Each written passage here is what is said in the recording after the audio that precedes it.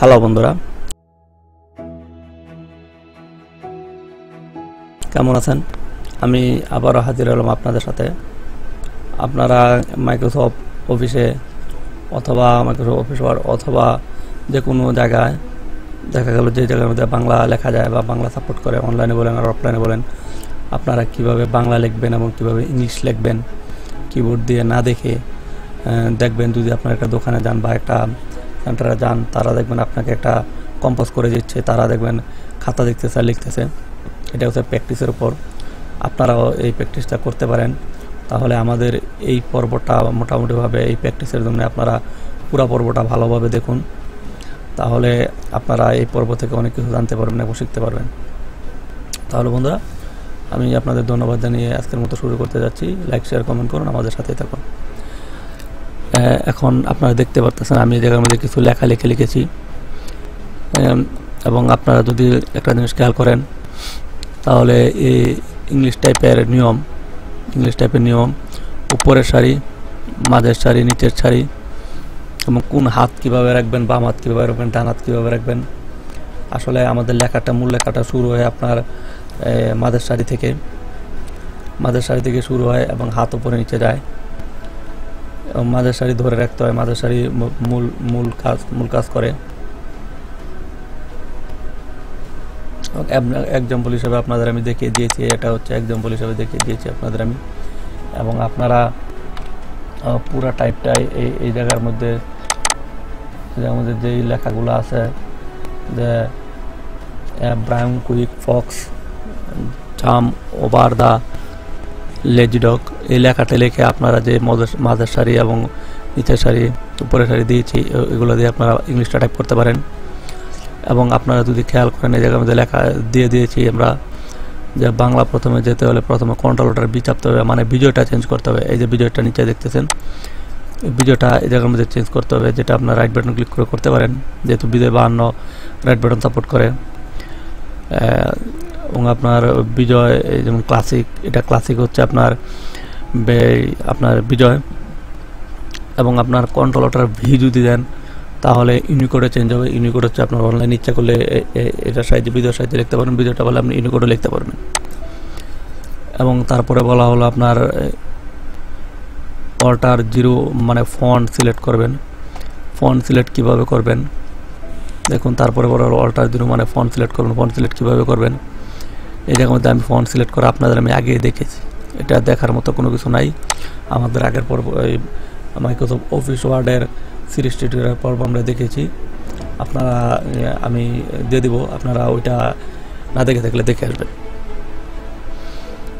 তারপরে আপনার এই জায়গার মধ্যে দিয়ে দিয়েছি আমি স্বরবর্ণের পরিচয়, ব্যঞ্জনবর্ণের পরিচয়, যে কোন অক্ষর দিয়ে কোনটা আপনার গঠন করতে হয়। যদি শিফটে ধরে অ্যাপে চাপ দেন তাহলে দেখবেন স্বরও আসবে, এবং জি অ্যাপে চাপ দিলে স্বরায় আসবে। এবং আপনার রশ্মি যদি চাপ দেন, জিডি দিলে রশ্মি আসবে। এবং এই জায়গার মধ্যে মোটামুটিভাবে যেমন ওই যদি চাপ দেন, জি শিফট এবং সি, আপনার ওয়ের মধ্যে চাপ দিলে মোটামুটিভাবে এটা আপনার ওয়ে আসবে। তারপর আপনি ব্যঞ্জনবর্ণের পরিচয় দিয়েছি, মূল শব্দ তৈরির নিয়মগুলো, যে কীভাবে আপনারা শব্দগুলো তৈরি করবেন। এবং একটা জিনিস খেয়াল রাখবেন, ইংলিশ টাইপটা খুবই সোজা, ইংলিশ টাইপটা আমরা চেষ্টা করে পারবেন। এবং বাংলা টাইপটার জন্য অবশ্যই ওয়ার্ডগুলো আপনার মুখস্থ করে নিতে হবে, মুখস্থ ছাড়া আসলে হবে না। এবং প্র্যাকটিসের উপর এটা অনেক কিছু, আমরা যদি বারবার প্র্যাকটিস করেন, আমি যে নিয়মগুলো দিয়েছি এই নিয়মগুলো যদি প্র্যাকটিস করেন হয়তোবা অবশ্যই আপনারা সফলকাম হতে পারবেন। এবং নিচে একটা জিনিস খেয়াল করেন, আমি একটা বিশেষ দ্রষ্টব্য দিয়েছি, আপনারা যদি খেয়াল করেন এই জায়গার মধ্যে যে দুটো অক্ষর একসাথে করতে হলে প্রথম অক্ষরটি লিখে জিতে চাপ দিয়ে পরের অক্ষরটি চাপ দিতে হবে। তার অর্থ হচ্ছে আপনারা তবে আরও একটা জিনিস খেয়াল রাখবেন, যদি ক লেখেন যা দিয়ে অবশ্যই শিফট, কিন্তু শিফটে ধরে জ্যার মধ্যে দিলে আপনার খ আসবে। এভাবে আর কি, মানে প্রথম অক্ষরটা আসে নর্মালিভাবে, এবং দ্বিতীয় অক্ষরটা আনতে হলে আপনার শিফটে ধরে আনতে হয়। আচ্ছা, এখন আমি একটু আপনাদের লিখে টাইপ করে দেখাই আসলে বিষয়গুলো কি, তাহলে আপনারা মোটামুটিভাবে অনেক কিছু ধারণা করতে পারবেন। আপনারা যদি এখন যদি লেখেন কী লেখা যায়, যেমন আমি লিখছি আমার বাংলাদেশ। আপনারা দেখুন, খেয়াল করুন, এটা ফন্ট সিলেক্ট করেছি, অথবা Ctrl+B অথবা আপনার দেন। আমি এটা ফন্ট সাইজটা একটু বাড়িয়ে নিই, যেমন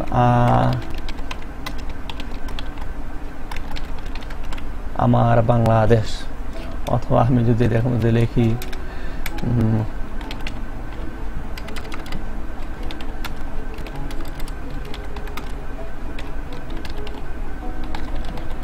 সাদমান কম্পিউটার। আচ্ছা, এখন আমি যেভাবে লিখলাম, দেখেন এই জায়গার মধ্যে কম্পিউটার লিখতে গিয়ে আমি একটা যুক্তবর্ণ ব্যবহার করেছি। তার অর্থ হচ্ছে রসিকার দিলাম আগে, ম দিলাম পরে, জিয়ে ধইরা আপনার প দিলাম, মানে হচ্ছে ম হচ্ছে এম এ, অবশ্যই এম এ। এই জায়গার মধ্যে আমি দিয়ে দিয়েছি কোনটার পরে কোন অক্ষরটা আপনার আসলে কাজ করে, যেমন এ দিয়ে ম, এম দিয়ে ম আসলো এবং আর দিয়ে প আসলো। তার মানে আগে আমি কম্পিউটার বানান করতে গিয়ে ক দিয়েছি, তারপরে আপনার যা দিয়ে ক, তারপর রসিকার দিয়েছি ডি দিয়ে, তারপরে হচ্ছে আমার ম দিয়েছি, শিফটে ধরে আর দিয়েছি। এভাবে আপনার কম্পিউটার বানানটা হয়ে গেল। এটা হচ্ছে বাংলা টাইপের নিয়ম। এবং যদি আপনার যেমন একটু কঠিন বর্ণ হচ্ছে ক্ষিয়, কারণ ক্ষিয়টা কীভাবে বলতে হয়, যেমন জ্যা জি দিয়ে শিফট এন, মানে অর্থ হচ্ছে কি, দেখেন জ্যা জি শিফট এন, জাস্ট ক্ষিয়। এখন আপনারা যদি লেখেন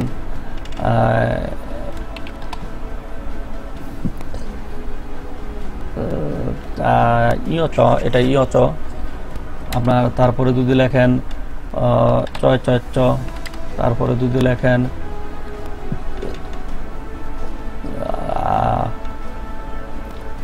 তারপরে জ্ঞানী, ইয় জয়ঞ্জ, অবশ্যই ইয় জয়ঞ্জ।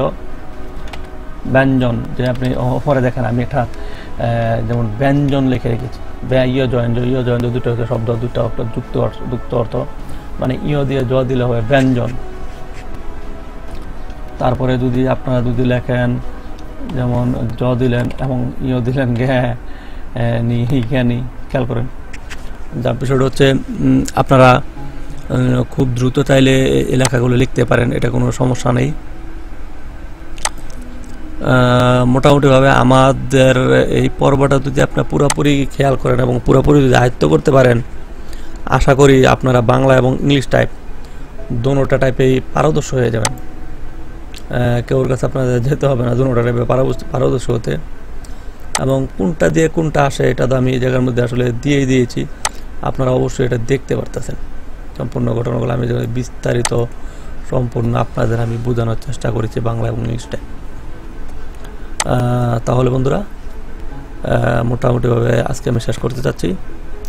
আপনাদের ধন্যবাদ জানিয়ে আজকের পর্ব থেকে বিদায় নিচ্ছি। বাংলা এবং ইংলিশ টাইপ যেন এক্সপার্ট হতে পারেন, অবশ্যই আমার এই টিউটোরিয়ালটা পুরোটা আপনারা মনোযোগ দিয়ে দেখেন এবং লক্ষ্য করুন, তাহলে অবশ্যই এটা জানতে পারবেন এবং দেখতে পারবেন। বন্ধুরা, তাহলে আজকের মতো বিদায়।